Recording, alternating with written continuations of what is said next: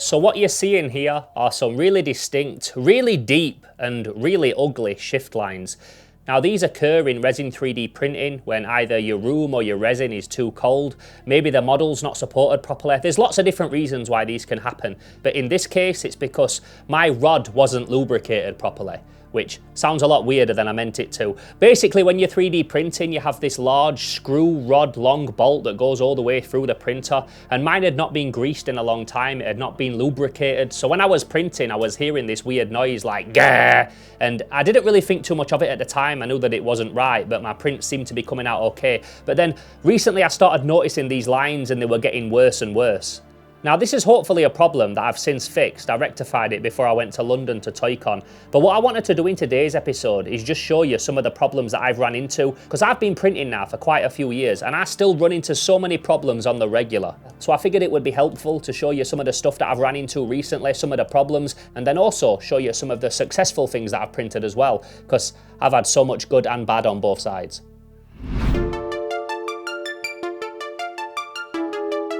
So as you can imagine, these shift lines have been the bane of my life recently. They've been a real ball ache. And these were actually for a private commission that I've got. So it's always annoying when you've been hired to do something and print something out and you're not making the deadline. And sometimes these things are just out of our control. As you can see, this one hasn't got lines that are that bad, but when I printed this second one, they come out like absolutely terrible. Now, like I said, I have hopefully sorted it now, but at the time when I was printing these, I wasn't fully sure what the problem was.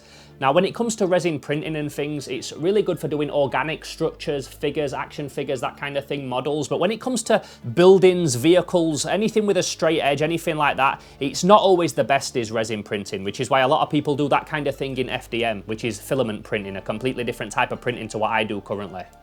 So at first I thought maybe it's just because I'm trying to print something that's like this, that's more of a big basic shape. You get a lot of warping and things, and maybe that was the reason why I was getting these big shift lines. So I tried to print out, just for myself, one of my Genomorph figures, but again, this got some really big lines in it as well, and I was able to buff them out and stuff so that I can paint this and use it for something different, but you can still see the shift lines. And I knew that it was a problem with the axis at this point, because not only had I spoke to Elegoo quite a few times and a couple of my friends, but I also started to see the lines appear at the exact same point in everything that I printed. So while I was trying to work it all out and fix it, what I did is I hit up my friend Cosmic Constructs, aka Richard, a guy who you'll know if you watch my channel because we went to his house recently, and he's an amazing FDM printer. He prints these really cool wipeout ships and vehicles and stuff, and he also printed me a giant train that I'm going to be painting in a future video. So I sent him the file, he did some modification on it, and he got it so it all printed really nice in FDM, and I've not received it yet, but I will be grabbing that off him soon, so when I get that I'll be able to paint it up and I'll be able to complete the commission. Now this was actually a really cool job and it were a lot of fun to work on, and this here is just the stand that goes behind the figures. I'll show you what the figures are actually. So again, this was a private commission, but these are two characters from an old 1987 game by Taito, the same company that made Bubble Bobble, and these are from a game called Rainbow Islands. Now I've not finished painting these or anything like that. I've still got to give them another coat in a few places and touch them up, and then I'm going to hit them with a lacquer like I always do. But basically they will stand in front of this and it'll be a nice little display. And I'm really happy with how they turned out, and I've spoke to the client lots of times and updated him on like the progress and how things have been a little bit slower than I wanted to and things, and he was really cool about it. And he also said that I was okay to show him in a video, which is nice because sometimes you're not allowed. So these are not official or anything like that. They've not been made for Taito. They're just a private commission for someone. But it's always annoying when you're trying to make something and then you get hit with things that like make the deadline stretch out longer, and it's stuff that's completely out of your control. It's that whole like computer says no scenario, which I always hate. But hopefully now that's all sorted, I can get back to business as usual and get back to some 3D printing, because I've got so much that I want to be cracking on with.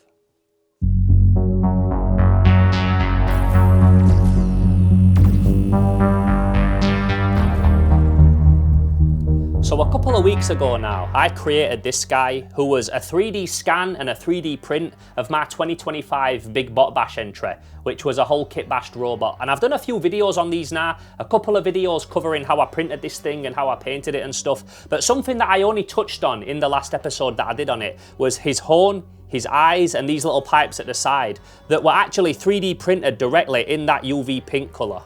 Now the way that I achieved this is I just added a little bit of this neon pink tint pigment into the 3D printed resin directly, and although I was really happy with how it turned out and the fact that you can hit this with a UV light and they almost glow up like they're irradiated is really cool, but I did run into a few issues that I want to talk about. Now, the way that I did this was pretty simple. Let me just move some of this stuff out of the way. I basically mixed a bit of this tint in with this G217 clear tough resin by ResiOne, and although the final look was really nice, the actual feel was a little bit temperamental. So over here I've got a box of a bunch of failed prints and just little bits of printed stuff that I didn't need that ended up being the wrong size or whatever. But in it are some fails of the neon pink that I printed for his horn and his eyes and his side pipes. Now the resin that I used, as I said, was a clear tough G217 resin by ResiOne, which is a clear tough resin. It's not supposed to be flexible, it's supposed to be hard. Supposed to kind of feel like plastic, and if you've watched my videos on ResiOne before, it's like the best resin that you can get. Now this pink dye is actually for resin, but not 3D printed resin. It's for when you're doing like 2-part resin mixers. But I figured if I put a little bit of that in the clear, it would work. And like I said, it did work very nice, but it was a little bit temperamental because check this. See that? It's got a little bit of a rubbery, springy flex to it. Now for this figure, it didn't really matter because I was only using it for the horn and the eyes and these pipes, which were all like little tiny small objects. And if anything, it probably helped them fit in a little bit better. And then also part of me thought maybe I'd used the wrong resin because I do have a flexible clear resin as well by ResiOne, and I thought, did I accidentally pour some of the flexible clear resin in or something like that? So I did another test and check it. Check how flexible this one turned out. So check this. I didn't cure this print yet, I just saved it to show you. But basically, I printed this in just some standard Elegoo green ABS, which is always very rigid, if anything, a little bit brittle. But I added some of that neon pigment into it, and look at that. It's like a rubbery action figure. And the supports, woo! Like, they're not supposed to be flexible like that. And like I said, even though I've not cured this, I'd be willing to bet that it's so brittle that, yeah, you can just pull it apart. You're not supposed to be able to do that. So although putting that neon pigment resin in the Big Bot Bash worked out really good, and you can shine a UV torch on it and it all glows up and stuff, I would say that it's something that I won't make a habit of doing unless it's something I really need to do for very small specific parts, because as you've just seen, if you're making something that you want to be sturdy, then putting that neon pigment in it is just not the one.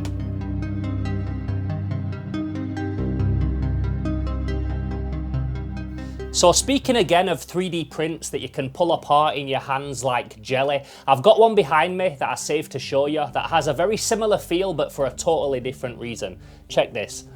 So you might recognize this guy from an episode that I did a few months ago where I attempted to make my own 3D printed Sofubi.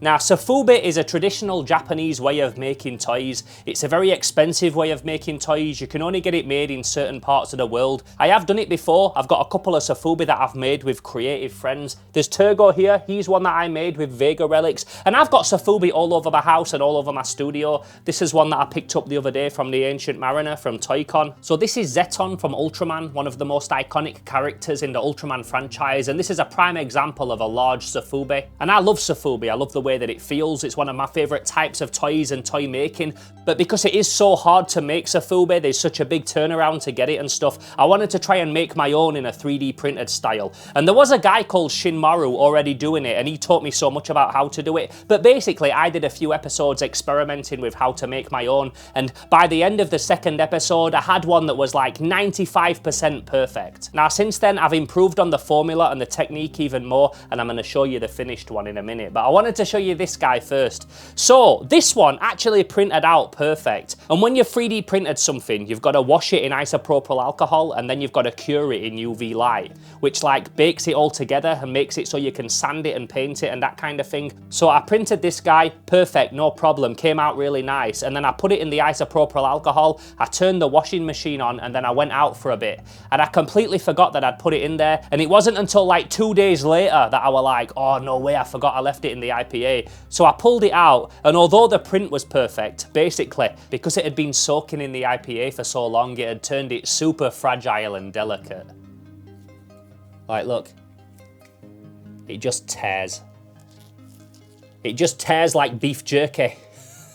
So, not great, very disappointing because this one did actually print out pretty perfect. But whenever anything like that happens, I always try and not get disheartened by it and just see it as a valuable lesson learned and hopefully something that I'll never do again. But like I said, after doing those ResiOne episodes, I really did like perfect the method of doing it. I sat with my friend Darren and we worked out new articulation and stuff. So yeah, let me show you the proper one. Let me show you the one that doesn't fall to pieces in your hand. Let me show you the one that actually came out pretty damn near perfect.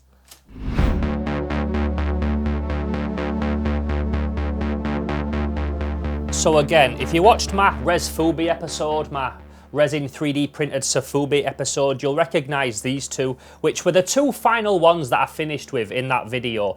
And I was very happy with how I painted these, I was happy with how they looked and that kind of thing, but they were only like 95% perfect. There were a few little things on them that I wanted to improve. So first of all, I wanted to improve the articulation. In that video, you will have seen that I printed these hollow, and then the arms and the legs, I added like a funnel kind of shape to the end of them, which I would then heat with a heat gun and push inside the holes so that they would lock in place. But there was a lot of trial and error involved. Each one took a lot of sanding, it took a lot of like scraping away with a blade and that kind of thing, a lot of dry fitting, and yeah, it basically took like 30 minutes, 40 minutes of sanding on each one just to get the articulation to work right. So that's something that I wanted to improve on. There was also a lot of support marks that again needed sanding off. Whenever you print something in resin, you always have to have support marks. They're always going to be there. You just want like the minimum amount as possible. So I usually have them on the feet and like in the under areas where you're not really going to see, and then I sand them away and stuff. But again, it's all things that adds like time onto the post-processing process, and all stuff that you want to avoid if I was going to like be printing lots of these. If I'm wanting to do like a run of 20 or 30, I want to try and reduce that time as much as possible. This one as well was exactly the same. It had all the support marks on the feet and things. And again, although I'd sanded them all off underneath the hands and the mouth and that kind of thing, there were still some visible ones on the feet there, which again, I wanted to try and avoid moving forward. So, as I said, myself and my friend Darren, aka Booty, came up with this one.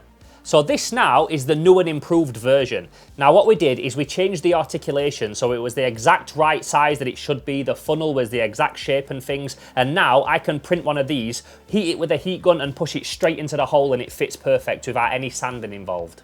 Also, because I print these hollow, I've now got them to a point that I can have most of the support marks inside the actual body and inside the arms and the legs. So when I'm printing them off, again, there's like 5 minutes of sanding involved rather than the 40 minutes from before. You'll also see as well, the legs are completely hollow, they're like a tube. That again helped with using less resin. It also meant that I could have so many supports inside, and it also fixed the problem of the support marks, because check this. I came up with the idea of having the feet on a separate little plate like that, so all the support marks would be on that side of the plate, all the support marks would be inside the leg there, and once that's all glued in place, it would seal everything off nicely and have the whole thing really like clean and flush all over. Did a very similar thing on the hands as well. Rather than have the hands attached to the arm, got the hands now as a separate piece that again prints so that all the support marks are hidden inside. So once that's glued into place like that, there's literally 0 support marks visible. So other than the odd little one, I think underneath his chin and on the bottom of his tail, which I just sand off like I said in a couple of minutes, I've now got these to a point where I can print them off the bed, wash them, not for 24 hours like before, wash them and then cure them and stick them all together in a matter of minutes. So that's the new and improved version of this dude, my At the Earth's Core inspired rhinoceros warthog guy. Still don't have a name for him. I know we got lots of cool suggestions on the last video, but I've still not decided on a name for this guy. But now he's very, very nearly finished. Like, I feel like I've very, very nearly mastered the ResiOne formula. Over the past few years of me learning how to 3D print and things, I've learned so much, and I'm still learning now. It's still something that I feel like I'm constantly improving on. And something that I've found as well, the more that I've got confident with my 3D sculpting and my 3D printing, is that I've been able to break figures down into lots more pieces, so that I used to do it where it was like the body and the legs were all one, the head and the arms and the weapon were all separate pieces. But now I've got it to a point where these figures, I can break them down into like 10 different pieces. And although it's a lot more time of printing, when it comes to assembling them and sticking them together, using different types of resins and different colors and stuff, and then when you come into painting them and things, it just makes everything so much easier, and it's quite satisfying to put them all together at the end. This here is not something that I 3D printed myself, but you will recognize it if you watched my recent Toy-Con video. This was made by my friend Colin Scope, who is an absolute beast when it comes to 3D printing, and really, really inspires me to do better and make better things and just like be a better toy maker overall. So I showed this a lot in the video, so I'm not going to go over it too much, but I had to bring one of these home. I had to buy one off him. I had to support that because I just think this thing is fantastic, and it's a prime example of what I was just talking about. So the body is 3D printed hollow, and then he's had his feet filled with resin, like a 2-part mixed resin, so he's got some weight there. The little articulation pegs that make his arms move are very similar to the one that I created for the Morlock figure, where you've got hard resin, and then a tiny little articulation piece that glues in after. This weapon has got some flex to it, and so has his wings, because they're not 3D printed, they're from a 2-part mixed resin, like a nice flexible PX90 rubbery resin that you will have seen me use on the channel before. So they fit in there really nice, and then his head is on a magnet, so that pivots round. Really good strong magnet as well. I need to find out what magnets he's using there, because that's awesome. But all the figures on his stole just look so beautiful. I really love the big skull guy with the rubbery wings. He's also got like separate eye elements that are like 3D printed or cast, like transparent pink resin that fits in like so satisfyingly. I definitely need to pick that one up next time. But yeah, just a real nice prime example of what you can do when you're mixing different types of resins together to get different looks and different effects, and then having them all satisfyingly fit together after.